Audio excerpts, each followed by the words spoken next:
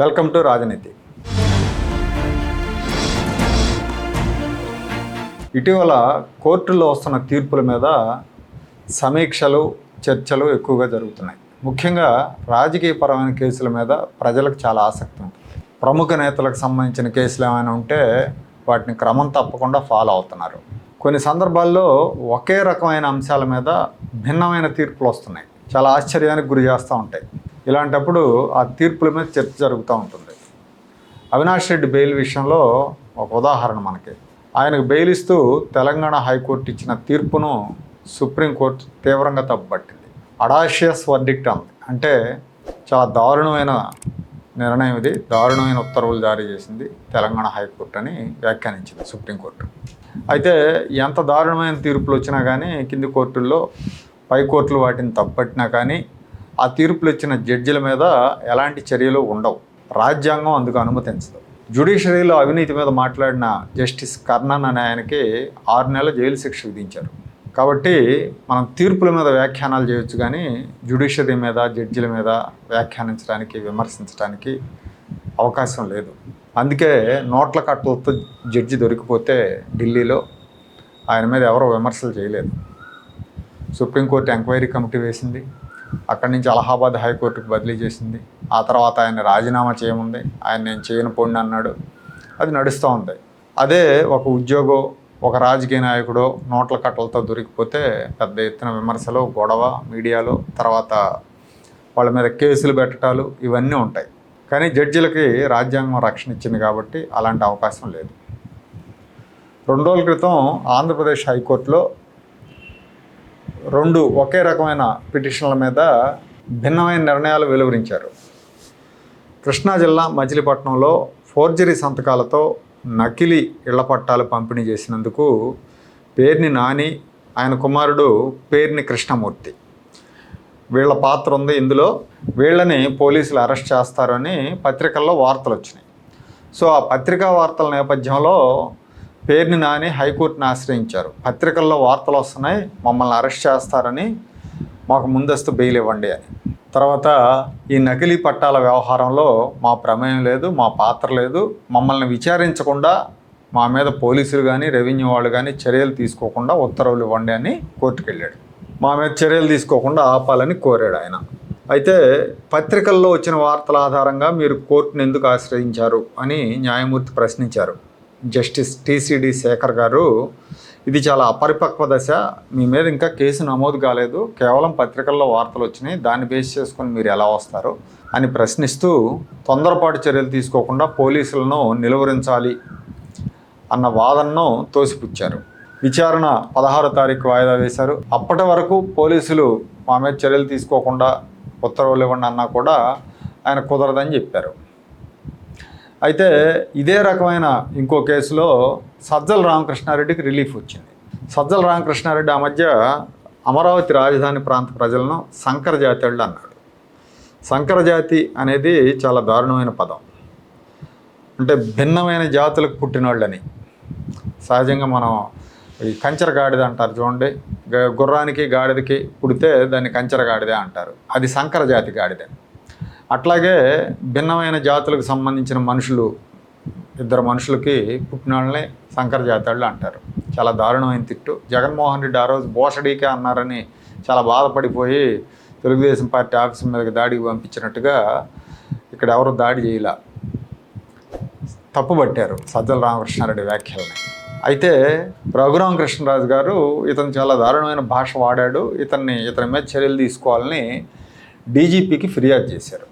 ఈ ఫిర్యాదు నేపథ్యంలో నన్ను అరెస్ట్ చేస్తారేమో, నాకు ముందస్తు బెయిల్ ఇవ్వండి, నా మీద చర్యలు తీసుకోకుండా ఉత్తర్వులు ఇవ్వండి అని ఆయన కోర్టును ఆశ్రయించారు Sajjala Ramakrishna Reddy. Lunch motion petition వేశారు. ఆయన మీద తొందరపాటు చర్యలు తీసుకోవద్దని అదే హైకోర్టులో న్యాయమూర్తి టీసీడీ శేఖర్ గారు ఉత్తర్వులు జారీ చేశారు.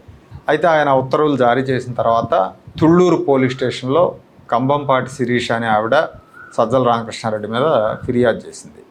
ఫిర్యాదు చేసినప్పుడు సజ్జల రామకృష్ణారెడ్డి మళ్ళీ కోర్టును ఆశ్రయించాడు. ఏమని, మీరు తొందరపాటు చర్యలు తీసుకోవద్దని ఆదేశాలు ఇచ్చినప్పటికీ తుళ్ళూరు పోలీసులు నా మీద కేసు నమోదు చేశారు అని. ఈ పిటిషన్ 18వ తారీఖు వాయిదా పడింది. యాక్చువల్గా వాళ్ళు కేసు నమోదు చేశారు కానీ చర్యలు ఏమీ తీసుకోవాలి. ఇక్కడ ఒకే రకమైన 2 కేసుల్లో ఒకే న్యాయమూర్తి గారు 2 వేరు నిర్ణయాలు వెలువరించారు. 2 కూడా ఊహాజనితంగా వీళ్ళు కోర్టుకు వెళ్ళారు. సజ్జల రామకృష్ణారెడ్డి కావచ్చు, పేర్ని నాని కావచ్చు.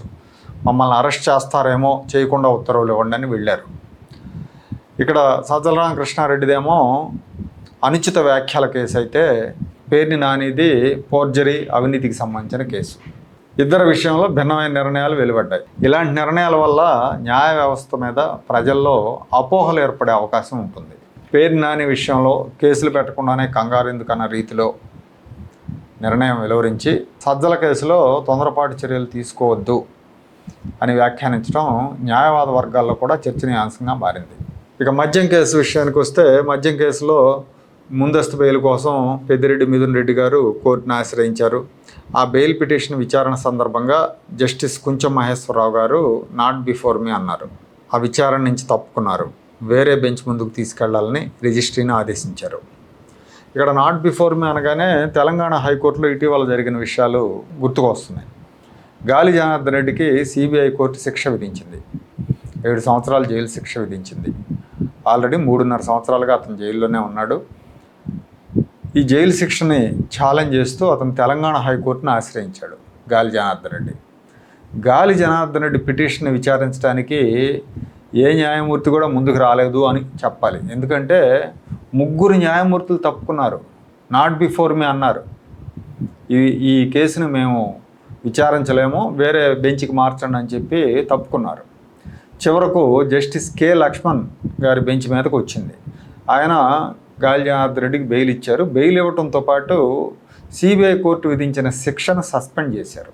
సస్పెండ్ చేయడానికి కారణం ఏంటి అంటే, ఈయన ఎమ్మెల్యే సభ్యత్వం ఎగిరిపోతుందని. అంటే శిక్షను సస్పెండ్ చేయకపోతే, ఇతను ఆల్రెడీ 3.5 ఏళ్ళు జైల్లో ఉన్నాడు, ఇతని శిక్షను సస్పెండ్ చేయకపోతే అనర్హత వేటుపడుతుంది కాబట్టి సస్పెండ్ చేస్తున్నానని జడ్జి గారు ఉత్తర్వులు ఇచ్చారు. దీనివల్ల ఆయన సభ్యత్వం నిలబడింది. తర్వాత తుది తీర్పుకు లోబడి ఈ సస్పెన్షన్ ఉంటుందన్నారు. హైకోర్టులో అతను అప్పీల్ చేసుకున్నాడు కాబట్టి, సిబిఐ కోర్టు నిర్ణయాన్ని సవాల్ చేస్తూ హైకోర్టులో అప్పీల్ చేసుకున్నాడు కాబట్టి, ఆ హైకోర్టు ఇచ్చే తుది తీర్పుకు లోబడి ఈ సస్పెన్షన్ ఉంటుందని పేర్కొన్నారు. ఇక జర్నలిస్ట్ కొమ్మినేని శ్రీనివాసరావు బెయిల్ విషయంలో సుప్రీంకోర్టు బెయిల్ ఇవ్వడం మీద కూడా చాలా తీవ్రమైన చర్చ జరుగుతోంది. వైసీపీ అనుకూల వర్గాలన్నీ కూడా ఇది చంద్రబాబు ప్రభుత్వానికి షాక్ అన్నట్టుగా మాట్లాడుతుంటే, తెలుగుదేశం లేదంటే కూటమికి అనుకూలంగా ఉన్నవాళ్ళు, విమర్శకులు చాలామంది సుప్రీంకోర్టు బెయిల్ ఇవ్వటాన్ని తప్పుపడుతున్నారు. ఇక్కడ కింది కోర్టులో విచారణలో ఉండగానే సుప్రీంకోర్టుకు బెయిల్ కోసం వెళ్ళారు. చాలాసార్లు సుప్రీంకోర్టు ఎవరిని కూడా అట్లా అనుమతించదు. ముందు కింది కోర్టులకు వెళ్ళండి, కింది కోర్టులోకి వెళ్ళి అక్కడ మీకు న్యాయం జరగకపోతే ఆ తర్వాత మా దగ్గరికి రండి. జిల్లా కోర్టు ఉంటుంది, హైకోర్టు ఉంటుంది, హైకోర్టులో కూడా అవ్వకపోతే అప్పుడు రావాలి, కానీ ఇప్పుడే ఎందుకు వస్తారు మా దగ్గర కానీ చివాట్లు పెట్టి వెనక్కి పంపించిన ఘటనలు చాలా ఉన్నాయి. కొన్ని అరుదైన సందర్భాల్లో మాత్రమే ఆ కేసులను స్వీకరిస్తారు కింది కోర్టుకు వెళ్ళకపోయినా. ఆ సందర్భాన్ని మెన్షన్ చేస్తూ స్వీకరిస్తారు. కానీ ఇక్కడ అలాంటి సందర్భం ఉందని పేర్కొనలేదు సుప్రీంకోర్టు. ఈ కేసు విచారణలో నవ్వితే దోషి ఎలా అవుతారని గౌరవ న్యాయమూర్తి ప్రశ్నించారు. అంటే ఆ గెస్ట్ ఎవరైతే ఉన్నారో అతను అమరావతి వేశ్యల రాజధాని అని మాట్లాడినప్పుడు ఆయన నవ్వాడు, ప్రోత్సహించే విధంగా నవ్వారు, అవహేళనగా నవ్వారు అని ప్రాసిక్యూషన్ తరపు న్యాయవాదులు చెప్తే, నవ్వగానే దోషులు అయిపోతారని న్యాయమూర్తులు ప్రశ్నించారు. ఇక్కడ ఏదైనా ఒక సందర్భంలో ఒక తప్పు జరిగినప్పుడు ఆ తప్పును ప్రోత్సహించే విధంగా నవ్వినప్పుడు లేకపోతే మాట్లాడినప్పుడు అది తప్పు కాదు అన్న అర్థం వస్తుంది. ఉదాహరణకి ఎవరైనా ఒక హైకోర్టు న్యాయమూర్తినో సుప్రీంకోర్టు న్యాయమూర్తినో దూషించారనుకోండి ఒక మీడియా వేదిక మీద, అప్పుడు ఆ మీడియా సంస్థ మీద, ఆ కార్యక్రమాన్ని హోస్ట్ చేసిన వ్యక్తి మీద కేసులు పెట్టకుండా ఉంటారా అనే ప్రశ్న కూడా వస్తుంది న్యాయవాద వర్గాల నుంచి. భావ ప్రకటన స్వేచ్ఛ, జర్నలిజం స్వేచ్ఛ, వీటన్నిటిని కూడా మెన్షన్ చేస్తూ సుప్రీంకోర్టు కొమ్మినేని గారికి బెయిల్ ఇచ్చింది. అయితే ఇక్కడ సుప్రీంకోర్టు బెయిల్ మాత్రమే ఇచ్చింది. దీని మీద కింది కోర్టులు విచారణ జరిపి తీర్పు వచ్చే వరకు మనం ఇప్పుడే ఒక అభిప్రాయానికి రాలేం, ఒక కామెంట్ కూడా చేయలేం.